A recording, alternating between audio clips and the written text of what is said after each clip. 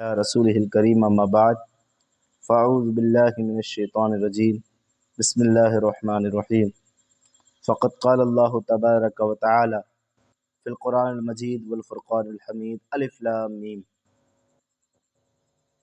الف صدق الله مولانا العظيم وبلغنا رسوله النبي الأمين الكريم ونحن على ذلك لمن الشاهدين والشاكرين والحمد لله رب العالمين اللهم نور قلوبنا بالقرآن وزین اخلاقنا بالقرآن وادخلنا الجنة بالقرآن ونجنا من النار بالقرآن۔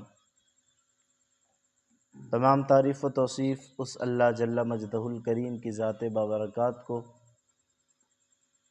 جو خالق کائنات بھی ہے اور مالک شہنشاہات بھی ہے۔ لاکھوں کروڑوں درود و سلام نازل ہوں اس نبی محتشم پر جس کی وجہ سے اللہ تعالیٰ نے ہم سبوں کا وجود فرمایا۔ حمد و صلوات کے بعد معزز محتشم سامعین کرام السلام علیکم ورحمۃ اللہ وبرکاتہ۔ اللہ کی دی ہوئی طاقت اور فضل اور توفیق سے آج سورہ سجدہ کا پہلا درس قرآن ہونے جا رہا ہے۔ اللہ تعالیٰ کی بارگاہ میں دعا کروں گا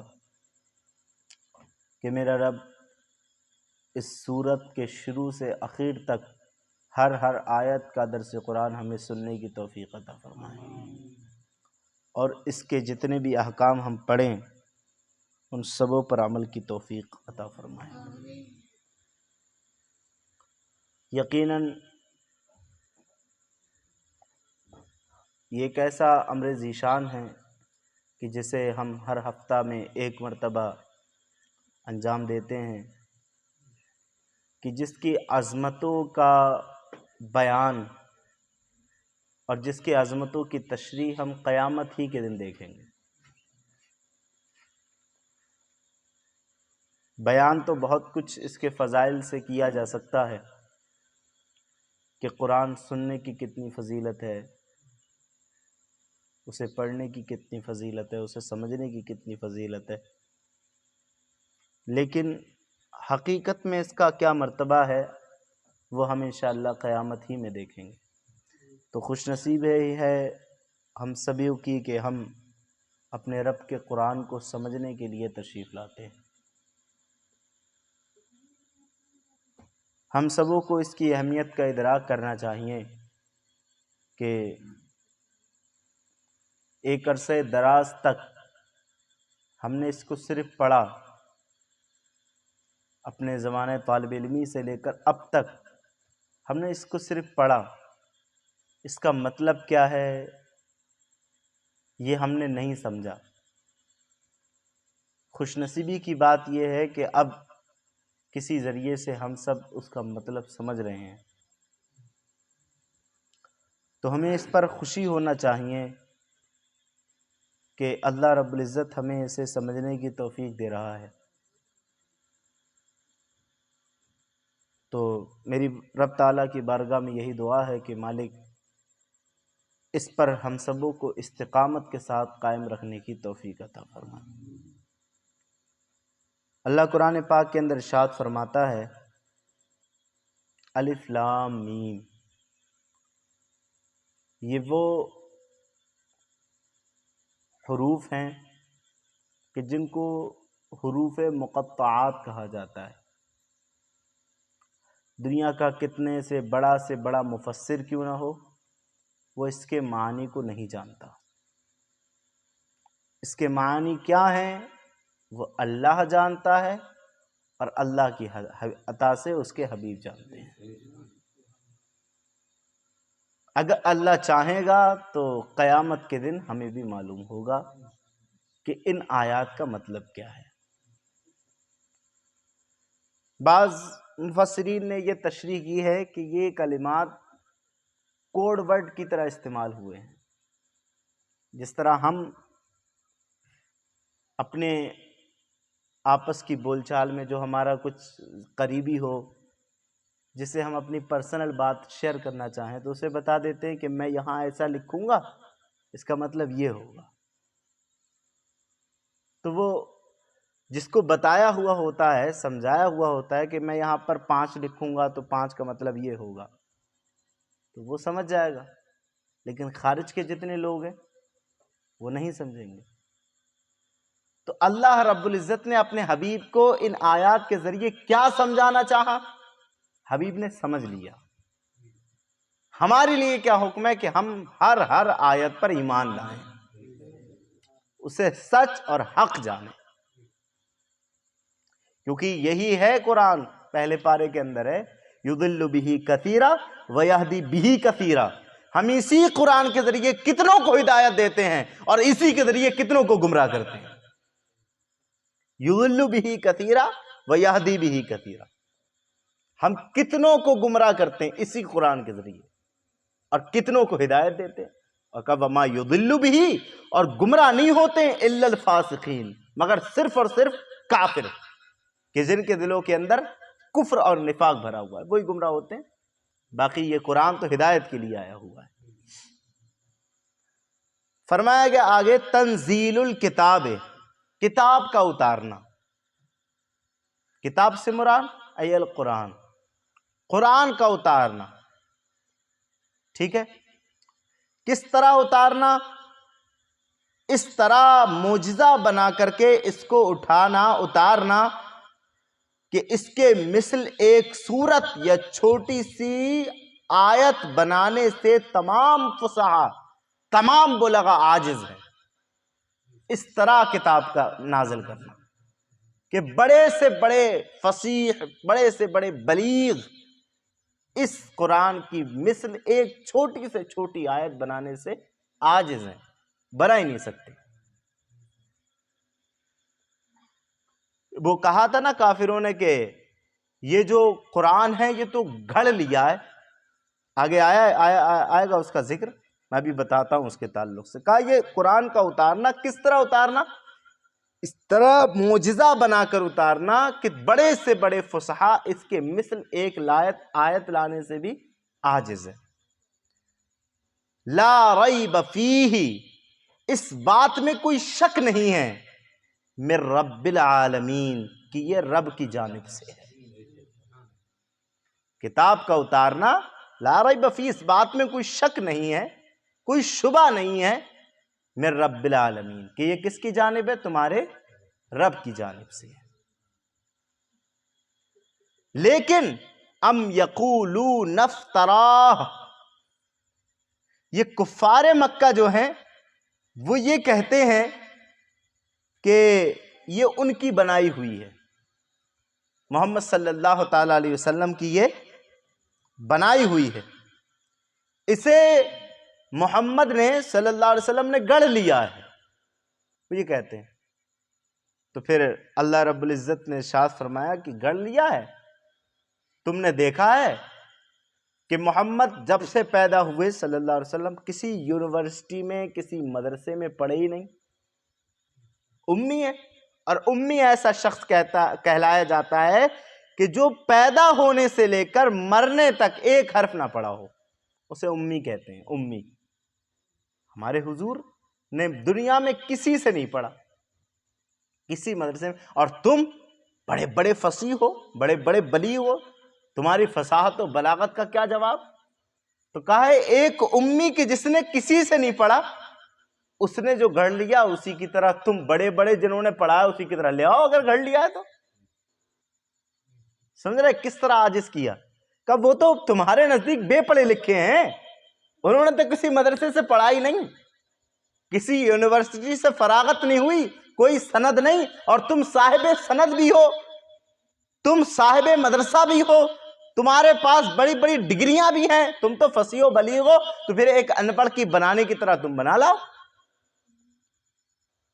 کبھی چیلنج دیا کہ ایک آیت لے آؤ، فاتو بسورۃ من مثلہ، ایک ہی آیت لے آؤ، چلو ایک ہی لے آؤ،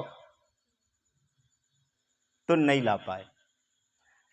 بعض نے کوشش کی کہ جو آیت کریمہ ہے کہ وما ادراکا ماہیا نارن حامیہ، جانتے ہو کہ ماہیا کیا ہے؟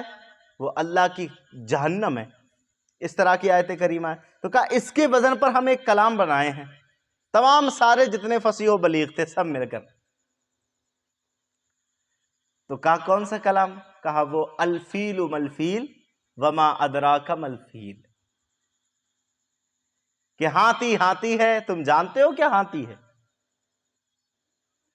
تو بنانے کے بعد میں وہ جو تمام فصیح و بلیغ نے بنایا تھا، جب یہ کلام بنایا اور اس آیت کریمہ سے ملایا، خود ہی کا پرچے جس پر لکھا تھا پھاڑ کر بیٹھ گئے، بولا یہ کلام تو فصاحت سے گرا ہوا ہے، اور یہ کلام کہ جس کی فصاحت کا کوئی عالم ہی نہیں ہے، خود ہی پھاڑ کر بیٹھ گئے دکھانے سے پہلے ہی۔ تو یہ وہ کلام ہے کہ بڑے بڑے فصیح، بڑے بڑے بلیغ اس کے مثل ایک آیت لانے ہی سے عاجز ہے، کیوں نہ ہو من رب العالمین، کس کی جانب سے ہے؟ اللہ کی جانب سے۔ ام یقولون افترا، بعض یہ کہتے ہیں کہ ان کی جانب سے یہ بنائی ہوئی ہے، اور یہ کہتے کون ہیں؟ مشرکین کہتے ہیں کہ یہ کتاب ان کی جانب سے بنائی ہوئی ہے۔ تو محبوب ہم نے تو چیلنج کر دیا اپنی کتاب کے اندر، لے آؤ بنائی ہوئی ہے تو، اور آپ کی تسکین کے لیے آپ غمزدہ نہ ہو، ہم گواہی دیتے ہیں بل هو الحق من ربک، آپ غمزدہ نہ ہو، ہم کہتے ہیں تمہارے رب ہی کی جانب سے ہے۔ اب کسی کی گواہی کی آپ کو ضرورت نہیں، ہم نے گواہی دے دی، بل هو الحق من ربک، یہ حق ہے کہ آپ کے رب ہی کی جانب سے اس کا نزول ہے، کیونکہ یہ حضرت جبریل کے ذریعے سے پہنچا نا حضور صلی اللہ علیہ وسلم تک۔ تو کہا آپ غمزدہ نہ ہو، یہ رب تمہارے رب ہی کی جانب سے ہے۔ اور یہ قرآن نازل کیوں کیا گیا ہے؟ لِتُنذِرَ بِهِ لِتُنذِرَ قَوْمًا مَا آتَاهُم مِّن نَذِيرٍ مِّن قَبْلِكَ، اس لیے اس کو نازل کیا گیا ہے کہ تم ڈر سناؤ ایسے لوگوں کو جن کے پاس تم سے پہلے کوئی ڈر سنانے والا نہیں آیا۔ اے محبوب یہ کیوں نازل کی گئی؟ تم ایسے لوگوں کو ڈر سناؤ کہ تم سے پہلے ان کی جانب کوئی ڈر سنانے والا نہیں آیا ہے۔ تو صاحب صراط الجنان نے کہا اس سے مراد اگر اہل عرب لیے جائیں تو وہ صاحب فطرت مراد ہیں کہ حضرت اسماعیل سے لے کر کے حضور صلی اللہ علیہ وسلم کے آنے تک ان کے درمیان کوئی بھی نبی نہیں آیا تھا۔ وہی حضرت اسماعیل کو جو چھوڑ کے گئے تھے حضرت ہاجرہ، حضرت اسماعیل کو حضرت ابراہیم علیہ السلام اس وقت میں مدینے کی جانب، تو وہی جو واقعہ پیش آیا تھا کہ وہاں پر آپ نے ایڑیاں رنگڑی، زمزم نکلا، پھر لوگ آ کر کے بسنے لگے، یہاں تک ایک شہر بن گیا۔ حضرت اسماعیل کے جانے کے بعد میں عرب کے اندر حضرت نبی اکرم صلی اللہ علیہ وسلم تک کوئی بھی نبی نہیں آیا تھا۔ اب جب نبی نہیں آیا تھا تو وہ جانتے بھی نہیں تھے کہ کیا ہے دین، کیا ہے شریعت۔ تو کہا ایسوں کو ڈر سنائے کہ آپ سے پہلے جب سے وہ پیدا ہوئے ہیں ان تک کوئی ڈر سنانے والا نہیں آیا۔ اگر وہ صاحب فطرت مراد لیے جائے عرب والے تو معنی کیا ہوگا کہ حضرت اسماعیل سے لے کر حضور صلی اللہ علیہ وسلم تک کوئی ڈر سنانے والا نہیں آیا۔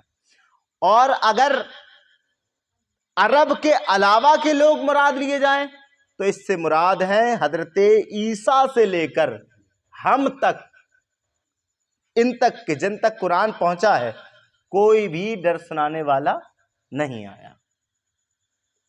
اور اس کی تائید حضور صلی اللہ علیہ وسلم کی ایک حدیث سے بھی ہوتی ہے کہ میرے نبی اکرم صلی اللہ تعالی علیہ وسلم ارشاد فرماتے ہیں کہ سارے انبیاء علیہ السلام آپس میں اللاتی بھائی ہیں، جن کی مائیں، اور ماؤں سے مراد یہاں فروعی احکام ہیں، فروعی شرعی احکام الگ الگ ہیں، تمام بھائی ہیں اور جن کی مائیں یعنی فروعی احکام، جن کی شریعتیں الگ الگ ہیں، ان کا دین یعنی اصولی عقائد ایک ہے، دین ایک ہے، احکام الگ الگ ہیں۔ مثلا میں اکثر بتاتا رہتا ہوں کہ کسی جگہ حکم تھا سجدہ کرنے کا، غیر اللہ کے علاوہ کسی بڑے کو، باپ کو، کسی ولی کو، کسی نبی کو سجدہ کرنا پہلی امتوں میں جائز تھا، یہ ان کا شریعت کا حکم، اور ہمارے یہاں حرام، یہ ہماری شریعت کا حکم۔ تو فروعی احکام کا سب لاتی بھائی ہیں تمام انبیاء، لیکن فروعی احکام جو ہیں وہ سب کے الگ الگ ہیں، لیکن اصولی یعنی عقیدہ کہ اللہ ایک ہے وہ سب کے نزدیک ایک ہی ہے۔ اور آگے فرمایا کہ میرے اور حضرت عیسیٰ کے درمیان کوئی نبی نہیں ہے۔ تو اس سے یہ ثابت ہوتا ہے کہ حضرت عیسیٰ علیہ السلام کے بعد کوئی نبی نہیں آیا، تو جو صاحب فطرت ہیں ان پر ڈر سنانے والی جو واحد کتاب آئی وہ یہی آئی۔ تو اسی لیے کہا محبوب ہم آپ کو یہ کتاب عطا کرتے ہیں اس لیے تاکہ آپ ڈر سناؤ ایسے لوگوں کو کہ جن کے پاس تم سے پہلے کوئی ڈر سنانے والا نہیں آیا۔ کس امید پر؟ لعلہم یہتدون، اس امید پر کہ وہ راہ پا جائیں، اس امید پر کہ وہ راہ پا جائیں۔ کہیں رب کی بارگاہ میں یہ نہ کہے کہ ہمیں تو کوئی ڈر سنانے والا ہی نہیں آیا تھا، ہمیں تو بتایا ہی نہیں تھا کہ ہم تو بتوں کی پوجا کرتے تھے، ہمیں کوئی بتانے والا نہیں تھا کہ اللہ ایک ہے، یا پھر اس کے نبی کی کوئی شریعت بھی ہے یا ان کے نبی بھی ہوتے ہیں، ہمیں تو پتہ ہی نہیں تھا۔ تو کہا یہ علت نہ پیش کریں، آپ ڈر سنائیں تاکہ لوگ ہدایت پائیں، اور قیامت ہم پوچھیں کہ ہم نے ڈر سنانے کے لیے بھیجا تھا، تم نے تسلیم کیا کہ نہیں کیا۔ آگے اللہ رب العزت ارشاد فرماتا ہے اللہ الذی خلق السماوات والارض، اللہ ہے جس نے آسمان اور زمین کو پیدا کیا، اور یہ ایک آدھ بار نہیں، ان کی پیدائش کے بارے میں اکثر رب نے اعلان فرمایا ہے۔ کیوں؟ اتمام حجت کے لیے کہ دیکھو آسمان کتنا وسیع ہے، ہم نے پیدا کیا ہے، تو آسمان کے نیچے رہنے والوں تم پر فرض ہے کہ جس میں آسمان کا سایہ تمہیں دیا اس کی عبادت کرو۔ والارض، اور زمین ہم نے پیدا کی، تو زمین کے اوپر چلنے والوں تم پر فرض ہے کہ تم اس کی زمین پر چلو تو اس کی عبادت بھی کرو۔ وما بینہما، اور جو ان کے درمیان ہیں، آسمان اور زمین کے درمیان جو چیزیں ہیں، ان چیزوں کا بھی خالق و مالک صرف اور صرف اللہ رب العزت ہے۔ اور ان چیزوں کو، جو آسمان اور زمین کی پیدائش اور ان دونوں کے درمیان جو چیزیں ہیں، ان کی پیدائش کو اللہ نے کتنے دنوں میں پیدا کیا؟ آج اس چیز کو واضح بھی فرمائیں گے۔ اللہ رب العزت کی آیت کریمہ سے اس چیز کو بھی واضح کیا جائے گا کہ ان کو کتنے دنوں میں پیدا کیا۔ اللہ فرماتا ہے فی ستۃ ایام، 6 دنوں میں۔ کتنے دنوں میں؟ 6 دنوں میں۔ صاحب جلالین فرماتے ہیں کہ 6 دنوں میں اس طرح پیدا فرمایا کہ پہلا دن جو تھا وہ یوم احد یعنی ہفتے کا دن تھا، اور آخری دن جو تھا وہ یوم الجمعہ، وہ جمعے کا دن تھا۔ یعنی ہفتے کے دن سے جمعے کے دن تک آسمان اور زمین اور اس کے درمیان جو چیزیں ہیں اللہ رب العزت نے اس کو پیدا فرمایا۔ اس کے تعلق سے ایک حدیث پاک ہے، حضرت ابو ہریرہ رضی اللہ تعالیٰ عنہ اس کے راوی ہیں، اور یہ حدیث پاک مسلم شریف کتاب صفت القیامہ والجنت والنار، باب ابتداء الخلق و خلق آدم علیہ السلام، صفحہ نمبر 1500 پر مسلم شریف کے اندر موجود ہے یہ حدیث پاک۔ حضرت ابو ہریرہ رضی اللہ تعالیٰ عنہ فرماتے ہیں کہ حضور اقدس صلی اللہ علیہ وسلم نے میرا ہاتھ پکڑا اور ارشاد فرمایا اللہ نے زمین کو ہفتے کے دن پیدا فرمایا۔ یہ یاد بھی فرما لیجئے گا آپ افادہ علم کے لیے، اللہ نے زمین کو ہفتے کے دن پیدا فرمایا، اور اتوار کے دن زمین میں پہاڑوں کو پیدا کیا، اور پیر کے دن زمین میں درختوں کو پیدا کیا، اور منگل کے دن ناپسندیدہ چیزوں کو پیدا کیا، ناپسندیدہ چیزوں کو پیدا کیا، اور بدھ کے دن نور کو پیدا کیا، اور جمعرات کے دن زمین پر چلنے والے جانداروں کو پیدا کیا، اور تمام مخلوق کے آخر میں جمعے کے دن اللہ نے ہم سب کے باپ کو پیدا کیا۔ یہ اس کی جو ہے تفصیل ہے کہ ہفتے کے دن فلاں چیز پیدا کی گئی، اتوار کے دن فلاں فلاں فلاں، اور آخر میں یہ جو حضرت آدم کی پیدائش ہوئی، یہ نہیں کہ پورے دن میں ہوئی، حضرت آدم کی پیدائش بعد نماز عصر، یعنی عصر کے نماز کے بعد کا جو وقت ہے، مغرب تک کا جو وقت ہے، اس درمیان حضرت آدم علیہ السلام کی تخلیق ہوئی۔ اب یہاں پر ایک مسئلہ میں واضح کرنا چاہتا ہوں، بعض لوگ اسی بنیاد پر غالباً منگل کے دن کو منحوس جانتے ہیں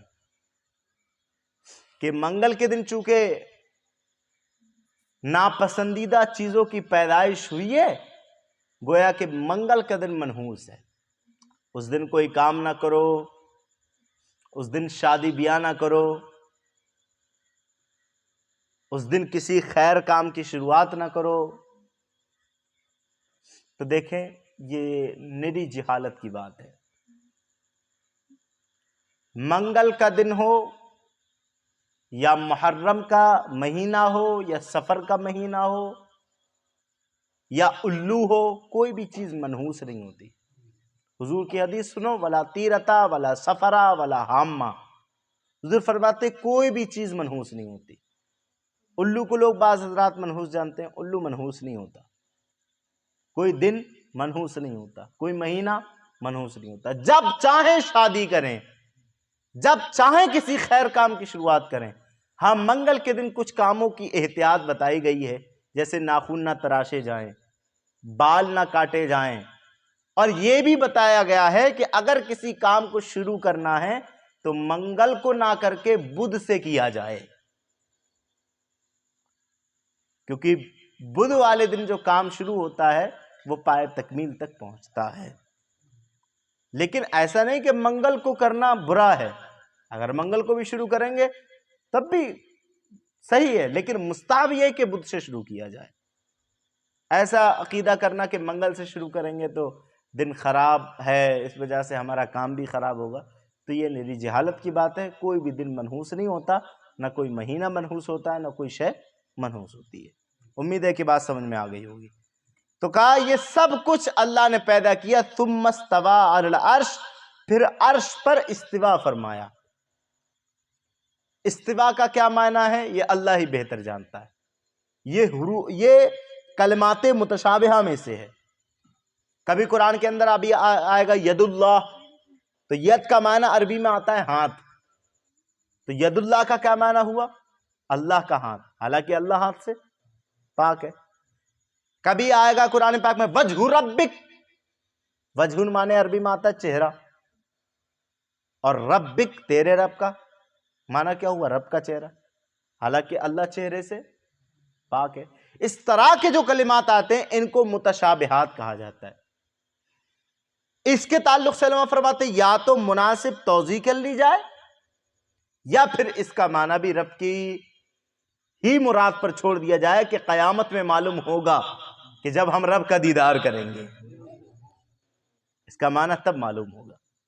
یا تو مناسب توضیح کی جائے، علماء اکرام نے مناسب اس کی توضیح بھی کی ہے، وہ کسی مقام پر میں انشاءاللہ آپ کے سامنے عرض کروں گا۔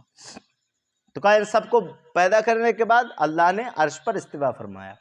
اور یہ وہابیہ اشرف علی تھانوی نے جو ترجمہ لکھا، اور اس طرح سے اور بھی جو غیر مذہب کے لوگ ہیں انہوں نے ترجمہ لکھا، یہاں پر وہ ترجمہ لکھا کہ اللہ نے 6 دن میں چاروں چیزوں کو پیدا کیا، جتنی بھی چیزیں ذکر ہوئیں، آسمان و زمین اس کے درمیان کی چیزیں، پھر اللہ عرش پر بیٹھا۔ تو جب اللہ عرش پر بیٹھا تو بہت سارے سوال پیدا ہوتے ہیں، عرش پر بیٹھا تو کس چیز پر بیٹھا؟ اور جس چیز پر بیٹھا وہ کوئی جگہ ہوگی، تو پھر کتنی غلط باتیں پیدا ہوتی ہیں۔ پہلی بات، اللہ بیٹھا تو اللہ کا جسم ثابت کیا، حالانکہ اللہ جسم سے پاک ہے۔ جس چیز پر بیٹھا تو گویا کہ اللہ کسی چیز پر بیٹھنے کا محتاج ہے۔ اور پھر تیسری چیز، اللہ کے لیے جس جگہ بیٹھا، بھئی کوئی جگہ تو ہوگی، مکان ثابت ہوا۔ سمجھ رہے ہیں؟ اور اس طریقے سے اللہ معلل اغراض ہوا، حالانکہ اللہ معلل اغراض نہیں ہے۔ تو اعلیٰ حضرت نے ترجمہ فرمایا، مومنوں کا ایمان سلامت رکھتے ہوئے کہا استوا فرمایا، جو لفظ قرآن میں ہے اسی کا ترجمہ کر کے کہا اب رب اس کی مراد کو بہتر جانتا ہے۔ ثم استوا، استوا کا معنی استوا ہی فرمایا۔ اچھا بھائی آگے فرمایا وما لکم، اور اے کافرو، اللہ رب العزت کی زمین پیدا کرنے کے بعد، اس زمین پر چلتے ہوئے بھی، آسمان پیدا کرنے کے بعد اس کے نیچے رہتے ہوئے بھی، اس کے درمیان کی ساری چیزیں پیدا کرنے کے بعد ان سے فائدہ اٹھاتے ہوئے بھی اگر تم اب بھی اللہ کی نافرمانی کرو گے تو سمجھ لو ما لکم من دونہ من ولی، پھر اللہ کے علاوہ اس دن تمہارا کوئی مددگار نہیں ہوگا، اللہ کے علاوہ تمہارا کوئی ولی نہیں ہوگا، ولا نصیر، اور نہ ہی کوئی ایسا مددگار ہوگا کہ جو تمہیں اللہ کے عذاب سے بچا سکے، ولا شفیع یدفع عنکم عذابہ، نہ کوئی ایسا شفیع ہوگا کہ جو تم سے عذاب کو دور کر سکے، اور نہ ہی کوئی نصیر ہوگا، ٹھیک ہے، کہ جو تمہیں اللہ کے علاوہ تمہاری مدد کر سکے۔ تو کہا افلا تذکرون، تو کیا تم دھیان نہیں کرتے؟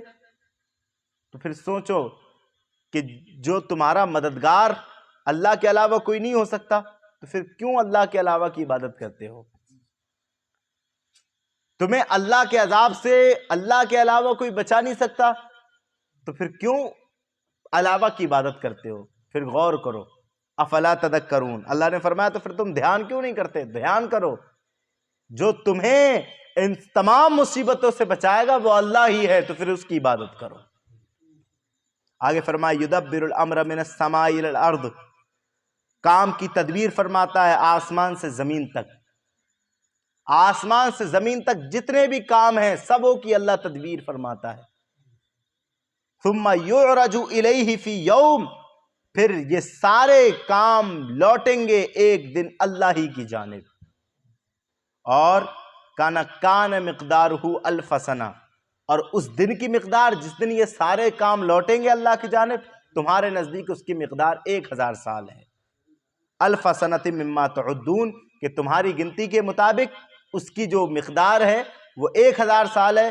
بعض حضرات کہتے ہیں کہ یہ جو قیامت کے دن اس سے مراد ہے یہ کافروں کے لیے 1000 سال ہے، اور بعض کے نزدیک جس طرح آیت کریمہ ہے ایک جگہ، اور بعض کفار کے نزدیک یہ 50,000 سال ہے، اور بعض کے لیے یہ 1000 سال کا ہوگا، بعض کے لیے 50,000 سال کا ہوگا۔ تو مومنوں کے لیے کتنا ہوگا؟ کافروں کے لیے تو کسی کے 1000 سال، کسی کے لیے 50,000 سال، اور مومنوں کے لیے حضور صلی اللہ علیہ وسلم کی حدیث ہے کہ مومن پر یہ دن ایک فرض نماز کے وقت سے بھی ہلکا ہوگا۔ یہ 50,000 سال کا وقت، یہ 1000 سال کا وقت مومن کے لیے ایک فرض نماز کے وقت سے بھی ہلکا ہوگا جو دنیا میں پڑھتا تھا، جیسا کہ حضرت ابو سعید خدری سے روایت کہ حضور اقدس صلی اللہ علیہ وسلم نے ارشاد فرمایا اس ذات کی قسم کہ جس کے قبضے قدرت میں میری جان ہے، قیامت کا دن مومن پر ہلکا ہوگا حتیٰ کہ اس فرض نماز سے بھی زیادہ ہلکا ہوگا جو مومن دنیا میں پڑھا کرتا تھا، لیکن ہلکا اسی کے لیے ہوگا جو نماز پڑھا کرتا تھا۔ تو جو نمازی حضرات ہیں وہ اللہ کا شکر ادا کریں کہ اس 50,000 سال کے دن کو اللہ اتنا تمہارے لیے خفیف پیدا کر دے گا۔ اللہ تعالیٰ کی بارگاہ میں دعا ہے کہ اللہ ہمارے اس درس قرآن کو اپنی بارگاہ میں قبول فرمائے اور اس کے حرف حرف پر ہمیں سبوں کو عمل کرنے کی توفیق